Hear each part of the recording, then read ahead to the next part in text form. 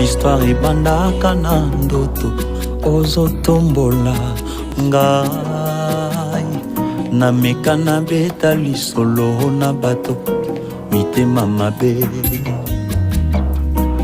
balukanga na limwa o lisolo na nga esila